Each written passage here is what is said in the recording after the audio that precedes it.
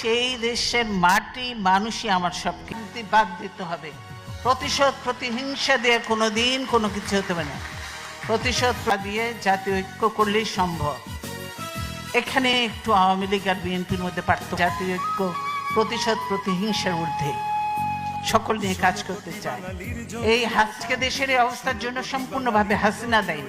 কারণ হাসিনা এই যে করব, বিশিষ্ট সাংবাদিক ছিলেন, বিবিসি সংবাদদাতা ছিলেন সিরাজুর রহমান সাহেব, তাকে আমি শ্রদ্ধার সঙ্গে স্মরণ করছি।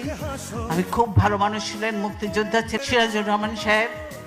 তিনিই তার ইন্টারভিউ নিচ্ছিলেন এবং বলেছিলেন আমি বাংলাদেশে যাব, বাংলাদেশে যাব রাজনীতি করার জন্য নয়, প্রতিশোধ নেওয়ার জন্য। হাসিনা বলে এটা ঠিক হচ্ছে না, কিন্তু হাসিনা বলেছে আমি প্রতিশোধ নেওয়ার জন্য।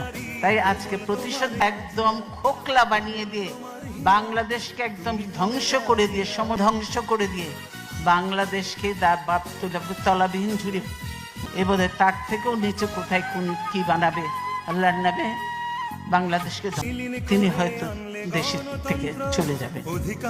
দেশের বাইরে আমার কোনো ঠিকানা। এই দেশই আমার সব কিছু, কাজে আমি দেশের বাইরে যাব না।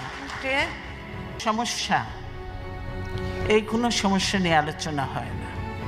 দেশ পার্লামেন্টে গাড়ি গালা জড়িয়ে, আমরা পার্লামেন্টে নেই, কোথাও নেই। শুধু পার্লামেন্টে খালেদা জিয়া, তারেক রহমান, জিয়াউর রহমানকে নিয়ে চলছে তাদের।